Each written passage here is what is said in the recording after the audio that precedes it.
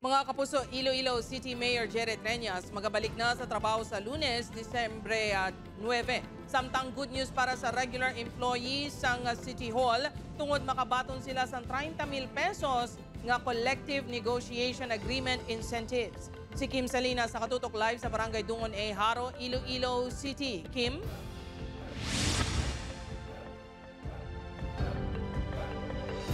Jert, kadungan sang pagsaulog ni Iloilo City Mayor Jerry Treñas sang iya kaadlawan subong adlaw ang pag-anunsyar sa sang iya pagbalik sa trabaho sa masunod nga semana. Vice Mayor, salamat gid. Lunes, hasta kadalang Lunes ha. Kaya ako mabalik na ko da.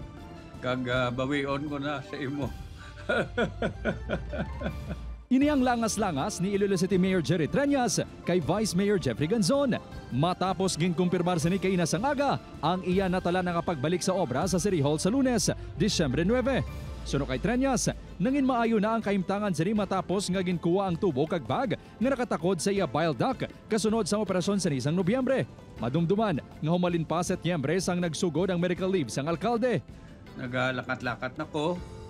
For so long, nag-walker ako, pero subong baston na lang. Sa pagbalik sang alkalde, gilayon sini nga sa pulon ang mga department heads kag mga konsehal. Subong adlaw, nagsaulog ang alkalde sang iya ika-68 nga kaadlawan upod sa mga empleyado sang Iloilo City Hall pinaagi sa virtual platform. Diri, ginanonsyar sini ang plano nga i-extend ang 40% discount sa real property tax sa syudad sang Iloilo tubtob tuig 2026. Tuyo sang alkalde nga mabuligan ang mga negosyante kag landowner gani magasumiter ini sang parameters para sa amendatory ordinance sa konseho agud mangin formal ang extension.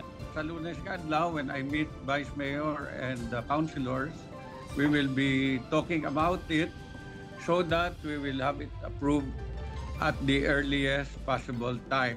Ginanonsyar man sang alkalde nga makamaton sang 30,000 pesos nga collective negotiation agreement o konsiya ning incentive ang tanan nga regular employees sang city government sumugod sa Disyembre 15 tubtob 31.